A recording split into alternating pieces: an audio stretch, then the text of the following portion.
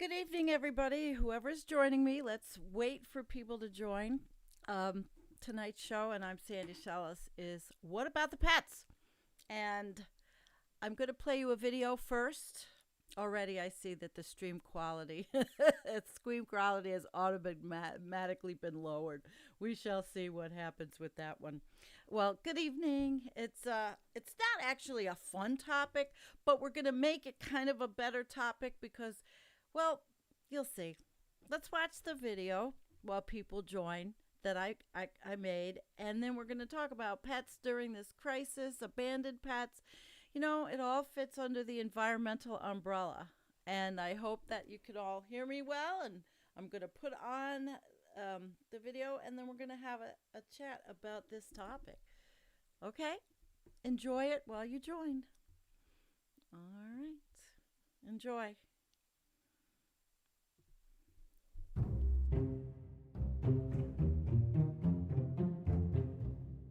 It all started when I was 19.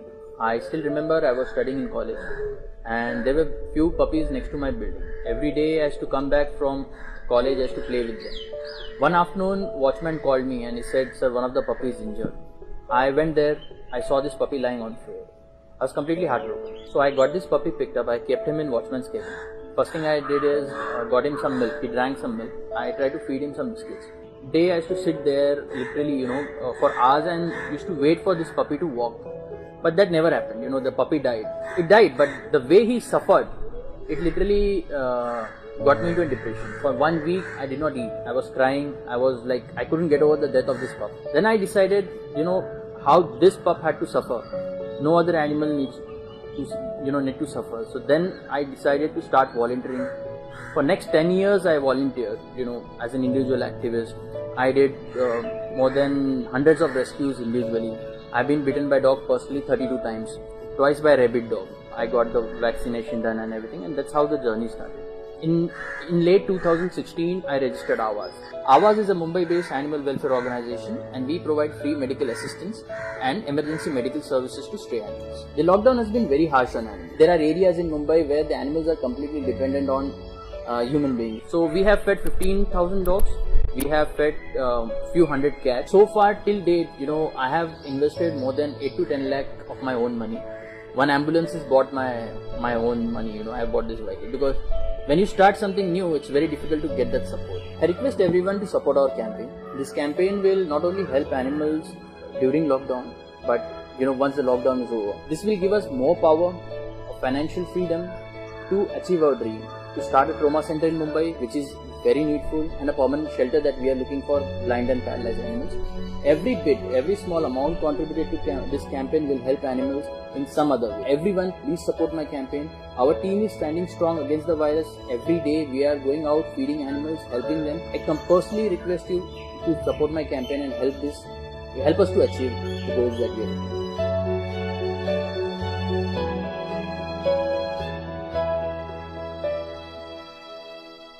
Good morning, everybody. Welcome to a new video of Everyday Stray. Today I fly with these two beautiful dogs. You know them from the last video. It's Mali and her husky brother, kind of husky. And yeah, so I'm driving now with this Ferrari to Sofia, which is 2.5 hours, 3 hours away. And he's going to Berlin and she's going to Cologne, and they hopefully will wait for me on the airport when I arrive. Yeah, but I'm a little bit late, so I need to go now to catch my flight.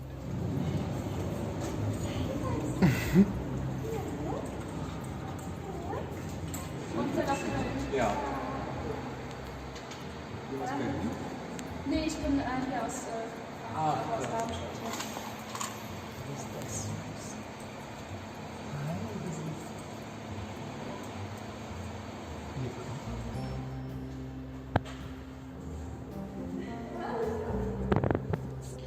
This is the third year that Gwinnett has taken part in this nationwide initiative. Last year, they welcomed over 1,000 people and 135 pets were adopted in just a day.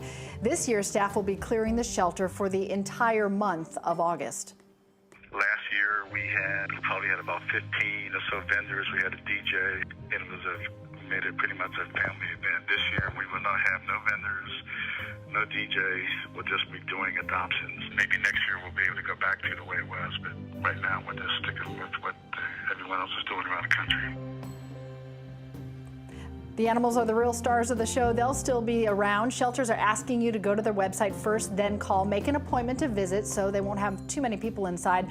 The Gwinnett Animal Shelter has 63 dogs, 66 cats available for adoption Losing a now. loved one to the coronavirus is difficult for anyone, whether you have 2 feet or 4. Eyewitness News photojournalist Alan Kozlu shows us how San Antonio Pets Alive is helping 2 furry family members move on. They've gone through so much. It's been a traumatic experience for these sweet animals to, hope for their owner to come home that they love so much. Jace and Bentley are going through a crisis. Their owner had tragically passed away from COVID-19, and without their beloved owner, they were in need of a place to stay. San Antonio Pets Alive took the pair in after the death of their human. Marketing and Development Director Olivia Schneider says the shelter is hard at work staying prepared for these situations.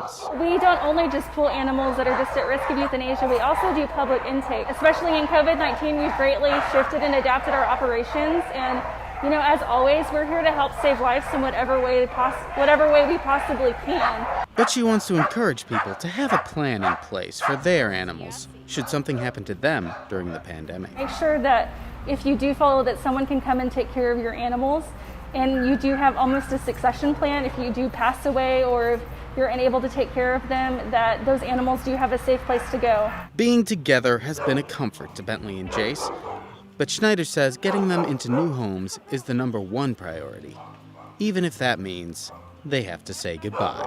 To be in a different place now, but still together, it would be really meaningful. But at the end of the day, we have to do what's best for Bentley and Jace, and that's getting them adopted. Alan Kozlu, KENS 5, Eyewitness News.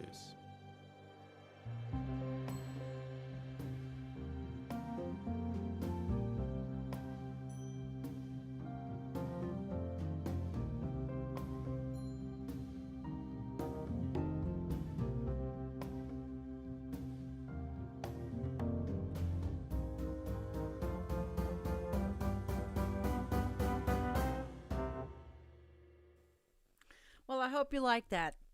And Kim, you tell me if my mic sounds okay.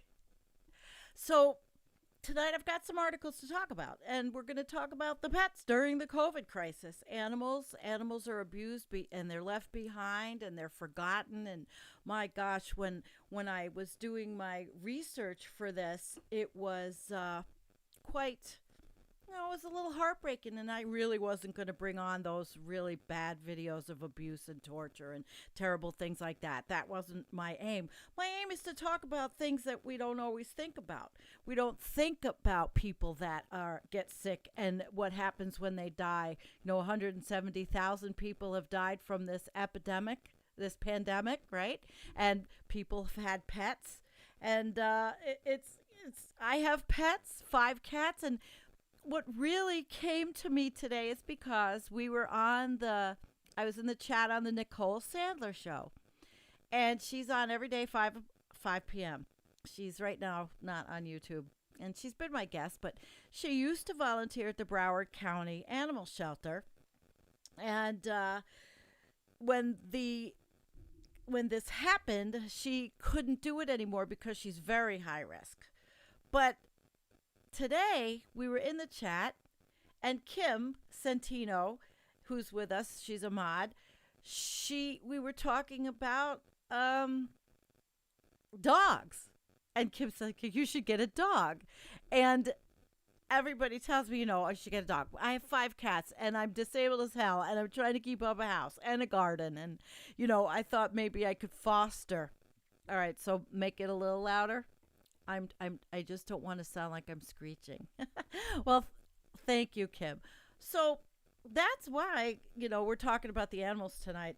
And it's probably not the best topic. There are people that just tonight want to talk about politics ad nauseum.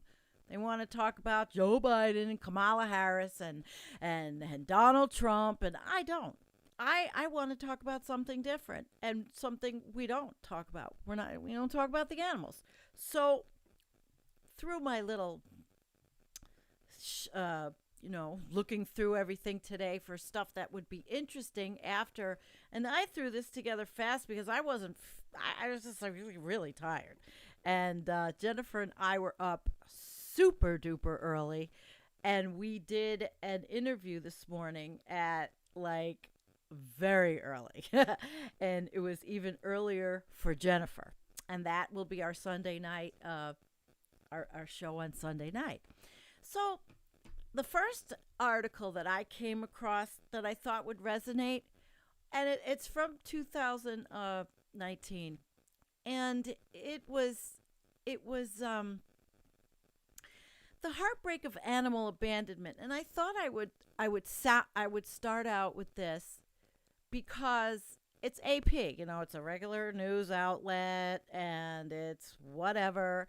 And the writer, though, it resonated with me, and I had lifted a piece of it for the description of this video. So the story sounds so familiar, and I'm going to narrate it, and we're going to talk about it. Many of the columns are written from personal experiences, and today is one of those times. Most residents in my park have pets. When you drive into the entrance of my park, halfway down, the home on the left owns a beautiful domestic long-haired cat. Although they let her indoors, they also give her access to the outside. Of course, I do not approve of this. Cats allowed outdoors have shorter lifespans due to injury and disease, not to mention they can be a neighborhood nuisance. We all heard about the birds. You know what? I didn't get my cup of coffee. Oh, I can't believe it. I left it out in the living room. Oh my gosh. Okay, so forgive me. This kitty always hangs in her yard. When I'm walking the dogs or driving by, I typically stop to say hello, although I never did learn her name. Approximately a week ago, I saw a moving van at this residence, and the family moved. I thought of little more than that I would miss my feline friend as I am writing this. It is Mother's Day, and the weather is wretched, damp, and raining. I drove into my park, and as I made my way down the road, I was alarmed to see this cat, drenched and sitting in rain outside of her door. The family left her behind. I had no idea. This was the first time I had seen her since their move. I immediately stopped my car and walked to her. The kitty was so happy to see me. I opened the door of the enclosed porch and looked inside. There was nothing to indicate that a cat even lived there. No food, no water, nothing. Just some items left behind. So in the meantime, Kitty was crying at the door, begging me to let her inside. Oh my God, it just broke my heart. I promised her I would be back, got into my car, and drove home. I began searching for any spare food, water bowls I might have. I managed to find one and water in the other, but the kitty was not in sight. When I called to her, she poked her head out from where she was hiding on the porch. I had left the door to the enclosed porch open so she could get out of the rain. Well, I put the food and water down, and I took pictures of Kitty to post on Facebook. She was so hungry.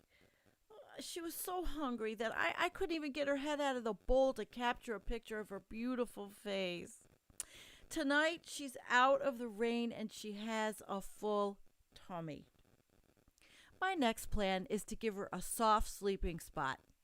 Lastly, I'm on a quest to find this precious kitty, my friend, a forever home. In the meantime, she continues to wait for her family to come home, like a faithful dog. Common reasons why pets are left behind. I do not know the personal reasons behind this family's move. Finding alternative housing that will accept a pet can be a difficult task, especially when added to the burden of relocating an entire family from their familiar residence. Many landlords place limitations on number, size, breed, and even species, causing the families to have to make difficult choices regarding their pets. Even if the new resident accepts the family cat or dog, there will often be large deposits required or additional fees. So families going through foreclosure, and this was written before the pandemic, so it's worse, are already under a great deal of financial stress, and this can increase the burden. So speaking of financial hardships, another common reason owners abandon their pets is directly due to the financial cost of taking care, right? Food, bed, supplies can be costly additions to an already strained monthly budget. So if a pet needs veterinary care, these expenses can be more overwhelming and seem like an impossible hurdle. Given this, owners will often think that to abandon their pet is the better or only choice. That's why I stress that adding a pet to a household should never be done impulsively. How abandonment impacts individual pets, humans often do not realize that animals, especially domesticated dogs and cats and other small animals, can feel a host of emotions similar to those experienced by people. Fear, pain, abandonment, and longing are all things which pets are capable of experiencing. When pets are abandoned, they will often be confused about being left behind and removed from the only family or pack that they have ever known. Besides the emotional toll, pets can experience severe health impacts from abandonment. Although cats and dogs are capable of using basic hunting skills, many of these have become less developed due to domestication. So at the very least, Fido or Fluffy has become highly inexperienced in bringing home their own food after years indoors, where the only hunting needed is for the food dish. Many pets will starve or suffer adverse health effects from malnutrition due to abandonment. Finally, many owners won't realize that by abandoning their pets, they put them at risk of death. While this may seem obvious when pets are left on the street, this is also the case even when owners attempt to find alternate homes through shelters. Due to extreme overcrowding, many shelters cannot keep surrendered pets or those bought in after found roaming for more than a few days before euthanizing. An issue for the entire community. In addition to the impact on animals, pet abandonment can also have a significant impact on local communities. As mentioned previously, overcrowding of animal shelters, rescues, and other humane organizations is an increasing problem. These facilities require a great deal of monetary and human resources in the form of volunteers. For low or impoverished communities, even a small increase in the abandoned pet population can create a significant burden on already sparse resources. Abandoned pets, especially cats, can also cause a large impact on the local wildlife population. It's an increasing concern of environmentalists that as the feral cat population increases, the indigenous small animal and songbird population in communities significantly decreases. Abandoning your pets creates an artificial and significant impact on those nuanced and balanced ecosystems. Roaming cats and dogs can also spread disease to other animals, creating significant burdens on all pet owners. So where to find help? Many times local shelters will have the vouchers available for discounted food or veterinary care, or may be able to provide contacts for private organizations that are there to help. And additional resources such as fundraising, and you saw in the video I made, I showed the place that was making doing fundraising, private adoption, and there was the guy in Germany flying the dogs to their new owners. Or temporary boarding can also contribute to keeping pets off the streets. If you or your family are in need of help, know that there are a host of people. Now, I thought that was really well written, and it really encapsulated the whole problem, except for the fact that human beings are disgusting and don't think about things like that, and don't think about other animals. The factory farm industry, which we're not even going to get to, okay? And yes, I have 5 cats. I have 5 cats. They were ferals. They were all found. See, I live in the country. Rural America, they just don't even bother with them. They just let them breed and run. And then they ended up on my deck. And 2 of them we found in the middle of a state park. My husband and I were driving through a state park, and I see these 2 little kitties, and somebody dumped them in the middle of a state park in the middle of nowhere. And I have them 6 years later. And hi, Fiesta Cranberry. Welcome. Fiesta's here from the West Coast. And she's got dogs. I mean, we love our animals, but people don't. And what I saw today when I was going through the videos was hideous. There was no way I was going to bring the kind of ugliness I saw. But I do want to show you. I want to show you this. In here is a search I did, and I was looking for animal rescue during COVID. So I want to see what it looks like. I don't know if you can see them all. Okay. I just want to show you the sheer volume of websites on a Google search. I didn't even do a search on Ecosia. I did it on Google. And okay, we're going to go through 1, 2, 3, 4, 5, 6, 7, 8, 9, 10. I mean, and look at the pages. 2, 3. Okay. And this one here, this was orphan animals finding homes faster than ever during COVID. That's a good one. I like that. But then animal rescues worry COVID-19 animal shelter restriction will say. And what about, but look at the page is just page after page after page of animals sheltering everywhere. And I mean, my video had India and Germany and the United States, Texas, and I don't remember where the other state was. So it is epidemic. It's an epidemic, and it's again showing that we as humans don't have responsibility, and animals are just discarded and thrown away like garbage. And I saw that.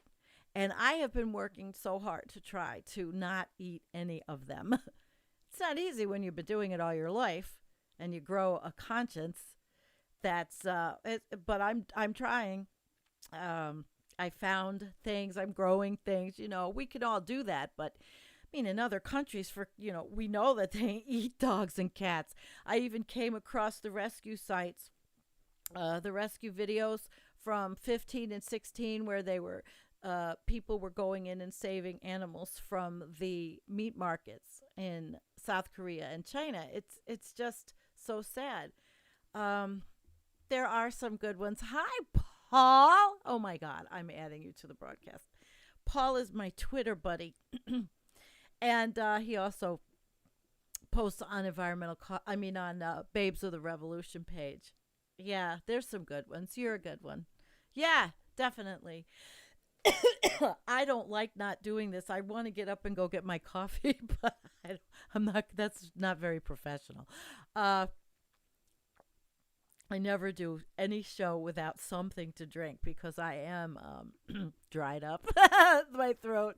That's an illness. Somebody asked if I knew about Chris, the natural progressive. I'm going to call her tomorrow.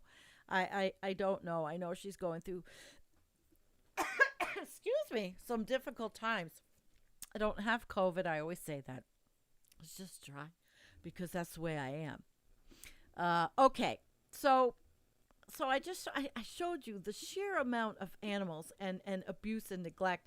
And then there was this. And I did decide to bring this up because everybody always thinks the United States sucks it. It's the U.S. is definitely the worst. And no, I found this in the BBC, and this one was about France, actually. Why the French are European champions at abandoning pets, and it's brand new. This is where I got the picture from for the promo. So after weeks of lockdown, this article says the French are keener than ever to get away from the stifling cities. But you know what they do? They abandon their pets. And it's a sad tradition. Owners rarely have the courage to turn up with their unwanted companions. Instead, they just call up to say where they can be found or drop them off in boxes outside the shelter under the cover of darkness. And this is in France. I was saying this is pretty. Here's another one.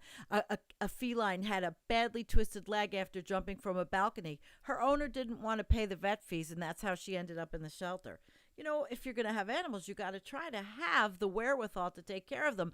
And that's why spaying and neutering is so important to do. And I have donated so much to spaying and neutering, taking in these cats. I've had other cats neutered or spayed that wandered in here that I couldn't keep. But that was when I had money, which I absolutely don't have anymore.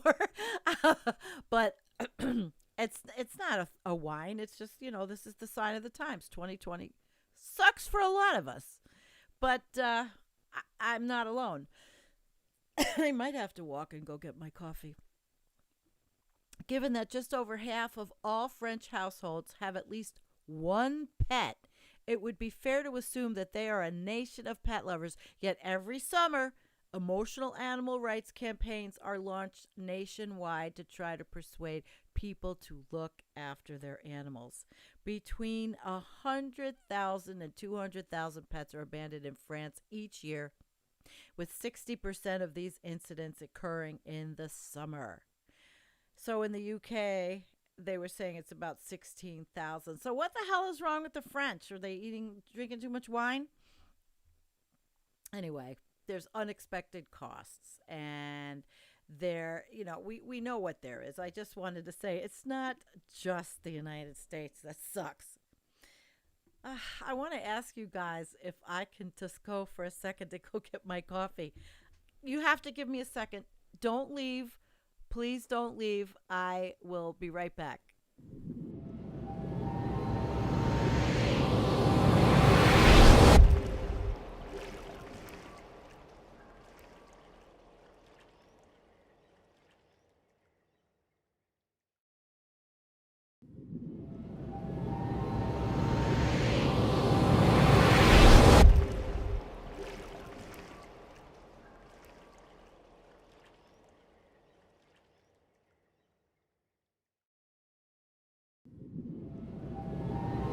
All right, I'm back. Thank you for being so respectful of my need for my coffee. My environmental coffee house cup.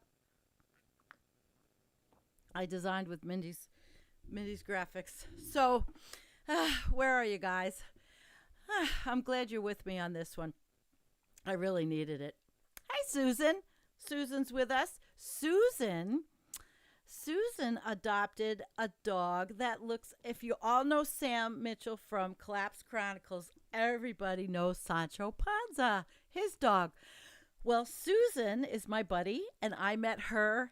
We have a family. Susan's in this family now, and Susan adopted a Sancho dog named Miles. Looks just like Sancho. She did a beautiful thing. Susan, it's from St. Croix, correct? And this dog came from St. Croix, and they are, it wasn't a breeder.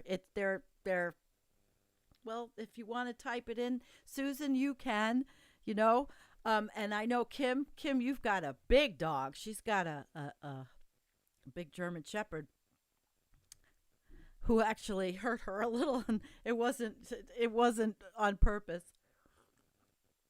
But, you know, big dogs. I've had big dogs. I had, when I was raising my daughter, my one and only daughter, we had a Rottweiler, we had a Shepherd Chow Chow, and we had a miniature pinscher. And I also had 3 cats and 7 fish tanks. I kept the aquariums. I took care of them. I wanted my daughter to learn about why, you know, just about loving animals in a good way. And I loved my fish. I had puffer fish, and I had brackish water and fresh water, and I had fish tanks all over, and everyone had one in their room Dawn had one, so it was for calming and awesome. What do vegans feed their cats and dogs? Vegans feed their cats and dogs what cats and dogs naturally eat. Unfortunately, my husband will go out, he'll go fishing and bring home the fish, and I make it for the cats for treats. I mean, it's not a factory fish. It's not a can of cat food. But we are American consumers. I feed my cats the cat food that the vet said to use for the one. But anyway, I'm just saying we all have our stories on our animals, and I happen to have lots of them. And then but I took care of my animals. I never abandoned an animal. They were part of my family, just like they were part of my family growing up when I was a kid. And my daughter, who has said to me, Mom, I'm not a breeder, is 31 and has never had kids and is not having kids, but has had a Rottweiler. And she raised that Rottweiler from the time she was, I think, 19. And he passed away in 2018. And you all remember that because I was at her house making live streams about how my life was so screwed up at that time. The time I got pulled over by the cops and they searched me as a drug buyer. That was something else. Fiesta had 2 puffers when she was a kid. And your mom had a fish tank and you had spotted grouper. Oh, they ate goldfish alive. See, in the animal kingdom, it's different. Human beings can live without meat, actually. Jim and Tanya, a GSD and a Belgian Malinois rescues, and 17 chickens that are not rescues. That's what you have at your house. That's so cool, Tanya. And, oh, wow. You have a puffer, too, allergic to everything? You're talking about a tissue, Kent. So, anyway, where was I? I'm just, pontificating and remembering that the animals of my life, and I would never do this. And if there was a time when I was professional worker and I really wanted to open a doggy daycare before my back took a shit. That was my dream. I wanted a doggy daycare, and there was nothing I could think of that would be better than sitting on the floor with all those dogs just jumping all over and licking me. I love them. I have a girlfriend, Brenda, that has 3 dogs, and recently she told me that she might have to move, and I posted a picture of one of her dogs that she would possibly not be able to take. So the dog's name is Lucy, and she's so cute, and I said I would take her if need be, because then Lucy would still be in the family. That would be, something. Okay, so my next little piece is actually, believe it or not, CDC guidelines. Disaster sheltering of household pets, service animals, and support animals. So the CDC that has been sidelined, marginalized, and perverted and destroyed by Donald Trump. Okay, there's my little political dig. They have a page, and they are talking about early planning and resource identification, successful disaster animal sheltering, which is what my video had discussed. Did I make it? I mean, think about this, really. I have 5 cats. And if something happened to me and my husband, who the hell is going to take my cats? My daughter just sold her. She's selling her house. And next year she's moving to California. And who's going to take my cats? I think of that. And now I have to actually really think of it, because I made this stream tonight which just said, holy shit, I haven't thought about all that. And anything could happen to any one of us. So the CDC talks about in the shelters how to behave in the shelters, which is pretty much the same kind of social distancing and masks. Excuse me, guys, I'm telling you it's not anything to worry about. Okay, so it said the document relied heavily on federal COVID-19. So what was the purpose? Okay, this information is provided to assist emergency planners who may need to consider local conditions, statutory authorities, resources, agreements, and other critical factors to form the final plan for disaster sheltering of household pets, service animals, and support animals during the pandemic. How many of you have really been thinking about this during this pandemic? And how much, I mean, even though we saw all the stuff I showed you on Google search that came up, every community is putting, this on their little local news stations, but are we, I don't know who's talking about it. Certainly not in our community. I mean, again, animals are under the environmental umbrella. Pretty much on this channel, that's a very wide umbrella. Very wide umbrella. And so, basically, I can talk about what I want. Jennifer can talk about what she wants. Antonio can talk about what he wants. And Nicholas can talk about what he wants. We're pretty open. Okay, so Gazer said vegans are hypocrites. I'm not a vegan, okay? I'm trying to not eat meat. I'm not a vegan. Never said. Hey, Brenda. Brenda's with us. She's the one that has the dog, that has Lucy, that I said I would be Lucy's stepmommy if something happens where Brenda has to move. Because Lucy is one of those dogs that she looks like a little pit, but she's got a sweet little face, and I go over there, and all she does is love me. It would be the trauma for the 5 cats I have. All of you have things like this, right? Hi, Tina. What are you saying, Rich? There's a log house outside of Marquette that gets chewed on by porcupines on the lake. That's funny you talk about porcupines. My husband told me a story that he was watching a video that came up about 2 dogs that got it with the porcupines all over.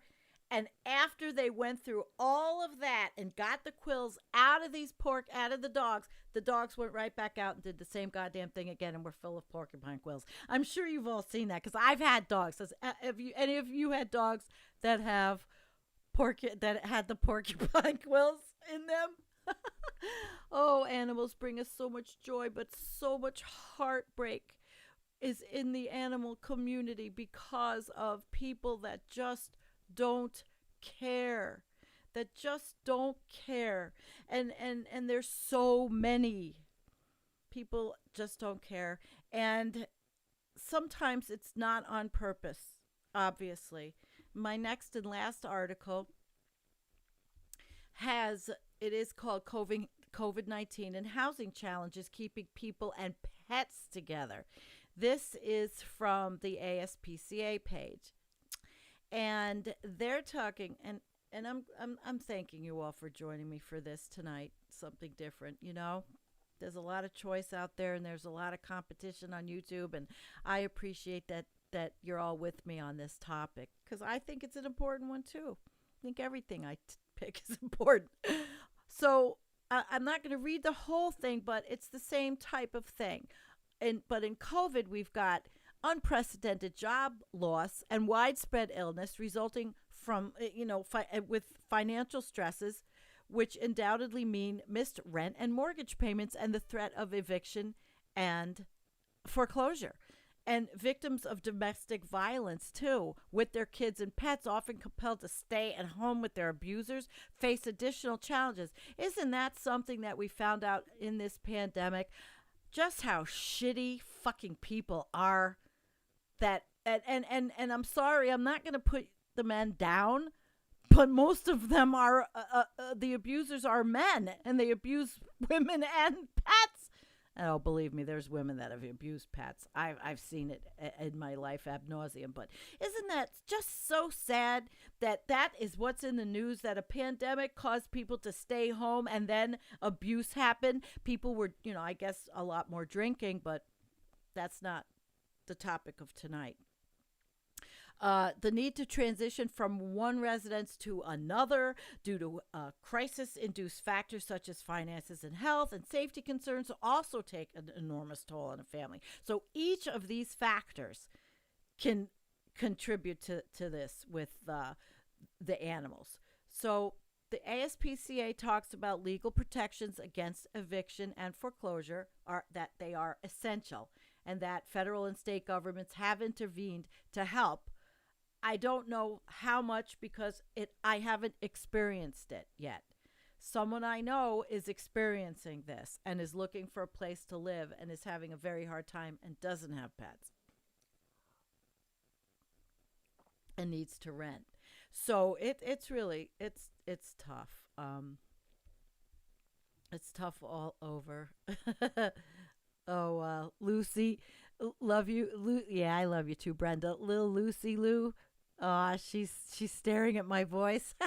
She probably remembers my voice from being over there. What was it, last week? Anyway, so I mean, there's a lot of help, but people have to look for it.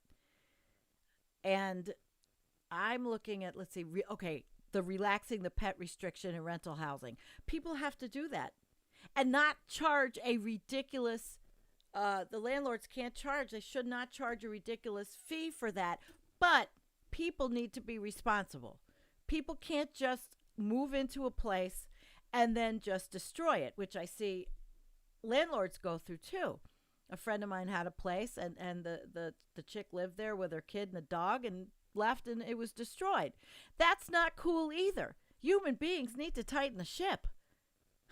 They need to tighten their shit up because animals certainly don't do this.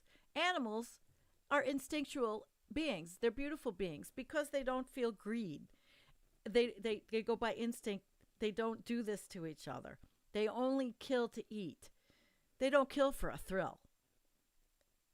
Maybe the higher primates.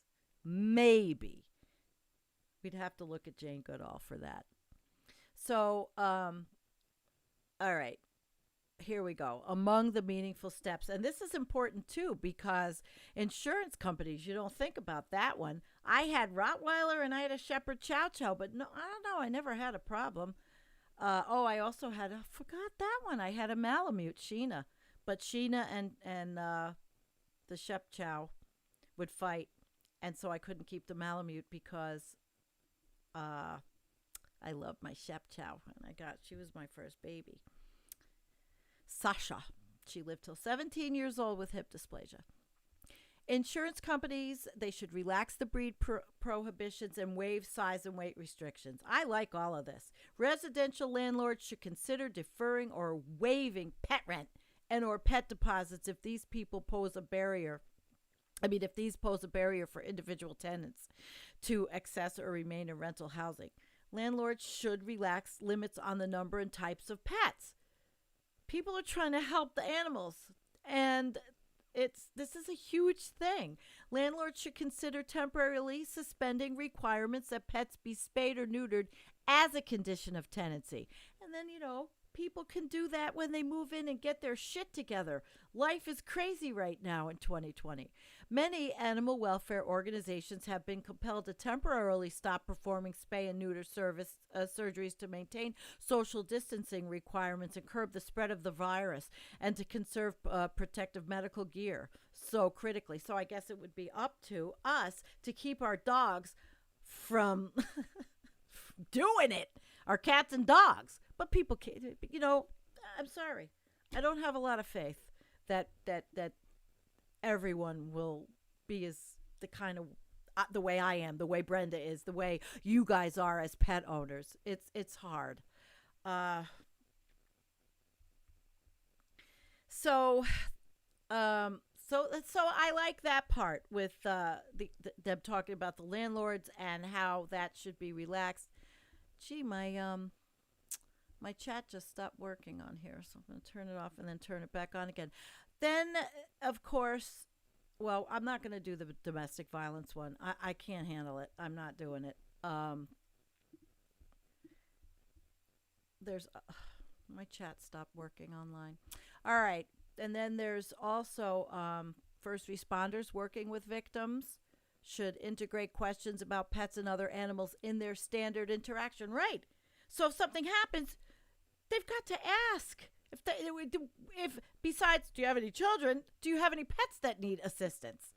And animal service agencies should work in partnership with law enforcement to help transport animals to safety if victims cannot do so themselves. So there's a lot out here. There's a lot of help, and that's what I got for you. I wanted to have this discussion, and I do not understand why my chat stopped working.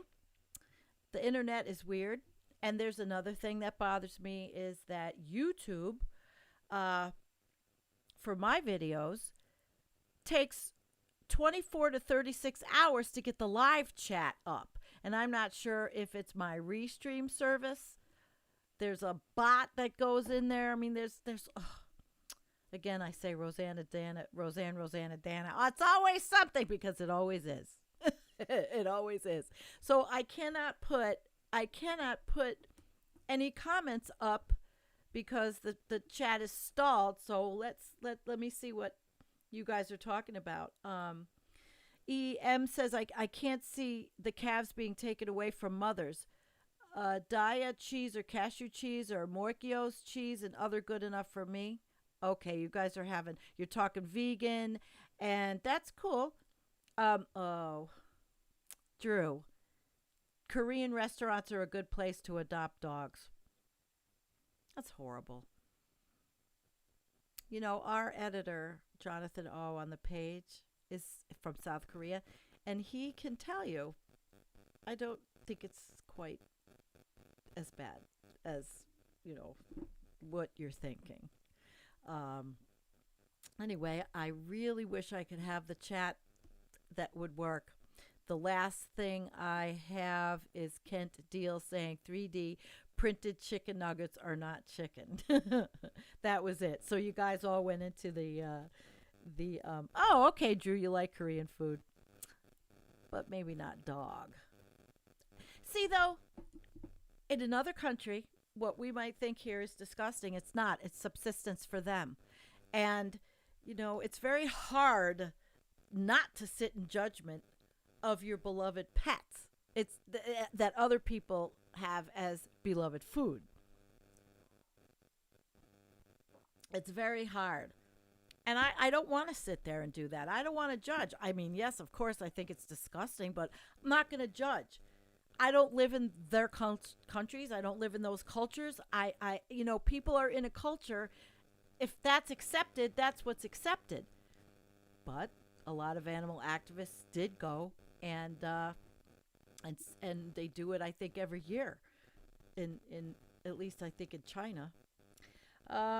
Going vegan, EM was the kindest thing I ever did to myself. Cholesterol 115, 49 years old. Yeah, baby. That's good. Yeah, that's another thing, is the health thing for me, because I sat here and when my financial issues started a year ago, I just, it's the wheel of neurosis, and I did not pick alcohol. I picked food, I guess, or food picked me. So, and the fact that when you have a horrible back, you can't work out like I used to, even though I lay down in the garden and pick weeds. But lightning rod, cool. What's a small list you grow and eat? I have growing right now peppers, corn, dill, carrots, potatoes, raspberries, and I'm forgetting something. I'm growing Brussels sprouts, pumpkins, butternut squash, beans, green beans, 3 different kinds of tomatoes, herbs, beets, lettuce. I've been eating off the deck all year. I've grown lettuce in different containers, and now I'm getting the seeds and saving that for next year. Let's see. I'm even growing okra. Right now I'm starting up okra because even though it's August, there are the fall crops. And beets can stay till fall, but we could do a whole show on gardening. I would love to do that. I've learned so much. My husband always did a lot of the stuff. I think one of the comments came up. My husband did a lot of the hard work, and this year I laid down on a yoga mat and planted. I worked around my disability. It can be done. I have talked to these plants and taken care of them like they are my children. And so maybe we'll do a plant show. I think what you should do is send me your pictures of your gardens and I'll make a video. environmentalcoffeehouse@gmail.com. Yeah, we eat beef, but India would not dare. No, no, no, no, no. No, I've eaten with many Indian people at their homes, people from Pakistan. We had a lot of professors from different countries, and as I was just one of these people, they would invite me to have dinner with them, and I would take my daughter when she was little. I took care of a lot of their needs when they came from the other countries to be professors at our school, you know? And we invariably always got invited over to eat all these absolutely wonderful meals. I was lucky for that.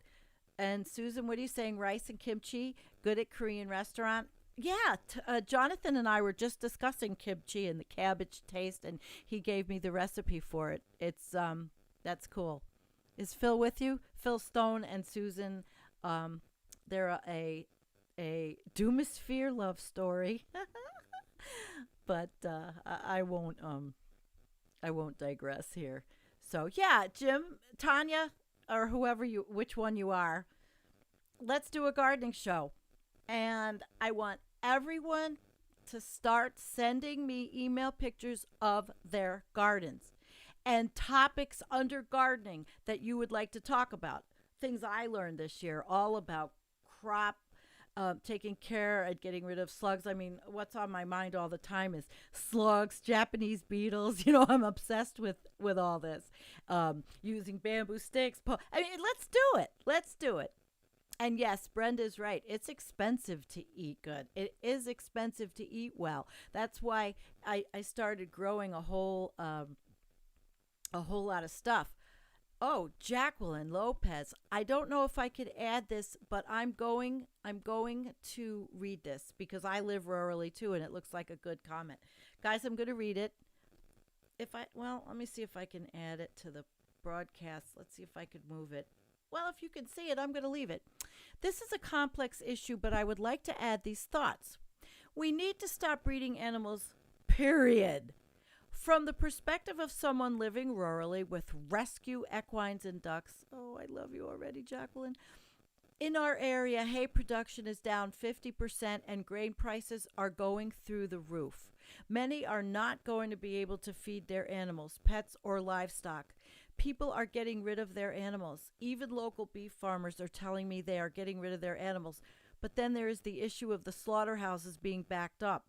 And then there is the meat requirements for cats and dogs. Most people don't know that the war on wild horse populations began with filling the needs of the commercial pet food industry. And she could go on and on. Jacqueline, thank you so much. That's a whole show in and of itself, Jacqueline. You should write to me. I live rurally too. Sounds like this might be a good topic for you and me to work on together. I thrive on you people, on meeting people. So I'm almost an hour. Jacqueline, thank you so much for this. In my area, there are a lot of farms, and I did notice that people are not growing as much as they did. But the Amish have their cows. There's no dearth of cows for the Amish here, and chickens. It's almost like a little sliver of the Twilight Zone here, but we don't have commercial, farms. We just have small farms. Wow, I'm having a problem with this chat again. So let's see.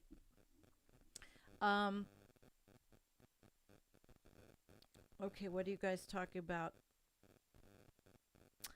Drew is saying the Brahmins, whose Vedic cult originally involved the sacrifice of cows, adapted Buddhist amisma and vegetarianism to stigmatize outcast Buddhists who were consumers of beef. Very interesting. Very interesting. You'd be somebody I'd be interested to have on the show, Floyd.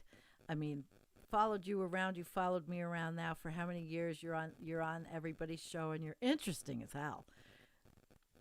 Jennifer, Elizabeth, and Valhalla, thank you for being here. Kent, snails eat your weed. You know, they do. You have to get them out of there, too. You can't keep them in that kind of garden. You got to watch that closely. I have cups in my garden. So in every row, there's cups. And we just refilled them with, cheap beer and some cheap Jack Daniels crap we had in the refrigerator downstairs, and then Sugar Water Works, and then they have to be emptied. In fact, tomorrow they have to be emptied and refilled. And very interesting stuff, though. But what I've learned in gardening is just amazing. Man, I'm really going to complain about this chat crap. The chat doesn't show up, and now I can't even see it, and I lost the ability to see anybody's look. Look how it looks. Just no picture. But yet all the way up back here, there's picture. So, the internet, and it's not just me. Everybody's having problems. A lot of different channels are having problems. So, I think this was really interesting. I hope you did too. I've been on 56 minutes. I have a 6-minute video I prepared the beginning. You know, I usually will put the extra time in to show it as a closing video so everybody can continue commenting. I found some more. Another show. Kimchi, a good food or greenhouse gas? That was good. I like that. Yeah, I got the drift. Gas, yeah. Yeah. Well, okay. So I've been on an hour. Ooh, this looks good, John. Mayo, cucumber, black pepper, and sugar. I would just leave the sugar out because I don't do sugar very well. But I want to thank Jacqueline Lopez. Jacqueline, I know you, I think. Tell me where I know you from. Do I know you from Adam's Soul? And we already talked? I'm not sure. Oh, there's so many wonderful people I've met through this venue. Anyway, listen, I enjoyed this. I'll be live on Thursday night at 9 o'clock.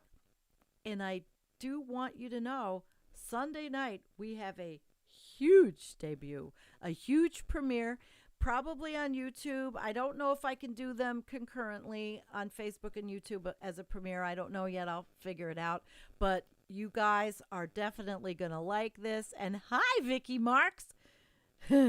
Yo, Vicky has an incredible garden. My chickens have raised my gardening to a whole new level. Listen, guys, this is what I want. environmentalcoffeehouse@gmail.com. Start sending me pictures of your gardens, and I am going to create a show around it. And maybe we can even figure out how I can bring a few guests in without crashing this computer, without crashing the internet. All right. Well, peace out. Thanks for coming.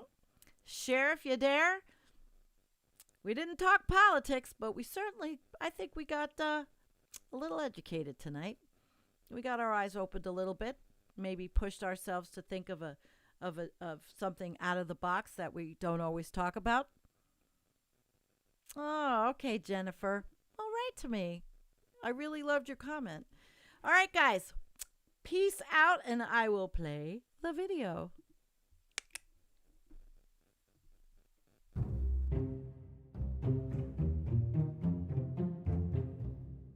It all started when I was 19. I still remember I was studying in college, and there were few puppies next to my building. Every day I used to come back from college, I used to play with them. One afternoon, watchman called me and he said, "Sir, one of the puppies is injured." I went there, I saw this puppy lying on the floor. I was completely heartbroken. So I got this puppy picked up, I kept him in watchman's cabin. First thing I did is got him some milk. He drank some milk. I tried to feed him some biscuits. Day I used to sit there literally, for hours and used to wait for this puppy to walk. But that never happened. The puppy died. It died, but the way he suffered, it literally got me into a depression. For 1 week, I did not eat. I was crying. I was like, I couldn't get over the death of this pup. Then I decided, how this pup had to suffer. No other animal needs to, need to suffer. So then I decided to start volunteering. For next 10 years, I volunteered, as an individual activist. I did more than hundreds of rescues individually. I've been bitten by dog personally 32 times. Twice by rabid dog. I got the vaccination done and everything, and that's how the journey started. In late 2016, I registered Awaaz. Awaaz is a Mumbai-based animal welfare organization, and we provide free medical assistance and emergency medical services to stray animals. The lockdown has been very harsh on animals. There are areas in Mumbai where the animals are completely dependent on human beings. So we have fed 15,000 dogs. We have fed few hundred cats. So far till date, I have invested more than 8 to 10 lakh of my own money.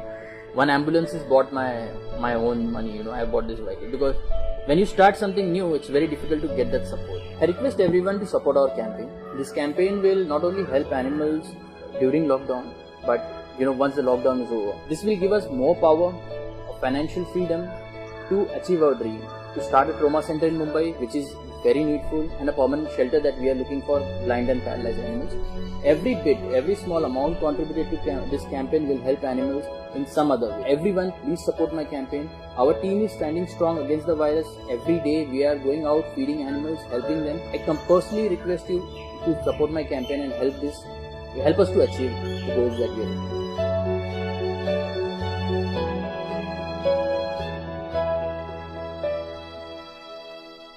Good morning everybody, welcome to a new video of Everyday Stray. Today I fly with these two beautiful dogs.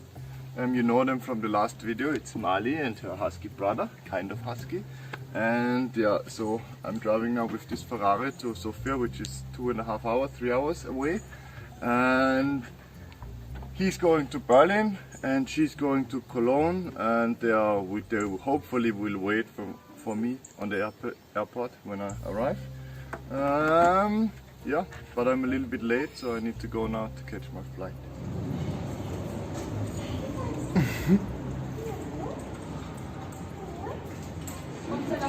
Ja. Nee, ich bin hier aus Darmstadt.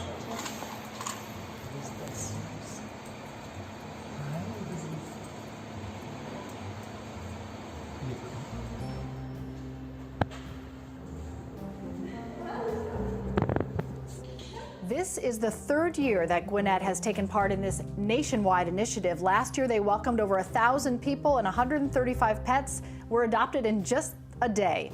This year, staff will be clearing the shelter for the entire month of August.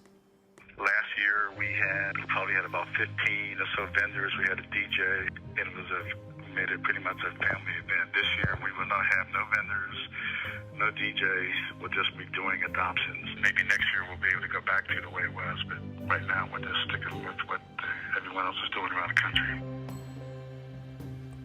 The animals are the real stars of the show. They'll still be around. Shelters are asking you to go to their website first, then call. Make an appointment to visit so they won't have too many people inside. The Gwinnett Animal Shelter has 63 dogs, 66 cats available for adoption now. Losing a loved one to the coronavirus is difficult for anyone, whether you have 2 feet or 4. Eyewitness News photojournalist Alan Kozlu shows us how San Antonio Pets Alive is helping 2 furry family members move on. They've gone through so much. It's been a traumatic experience for these sweet animals to, hope for their owner to come home that they love so much. Jace and Bentley are going through a crisis. Their owner had tragically passed away from COVID-19, and without their beloved owner, they were in need of a place to stay. San Antonio Pets Alive took the pair in after the death of their human. Marketing and Development Director Olivia Schneider says the shelter is hard at work staying prepared for these situations. We don't only just pull animals that are just at risk of euthanasia, we also do public intake. Especially in COVID-19, we've greatly shifted and adapted our operations, and as always, we're here to help save lives in whatever way we possibly can. But she wants to encourage people to have a plan in place for their animals should something happen to them during the pandemic. Make sure that if you do follow that someone can come and take care of your animals, and you do have almost a succession plan if you do pass away or if you're unable to take care of them, that those animals do have a safe place to go. Being together has been a comfort to Bentley and Jace, but Schneider says getting them into new homes is the #1 priority, even if that means they have to say goodbye. To be in a different place now, but still together, it would be really meaningful. But at the end of the day, we have to do what's best for Bentley and Jace, and that's getting them adopted. Alan Kozlu, KENS 5, Eyewitness News.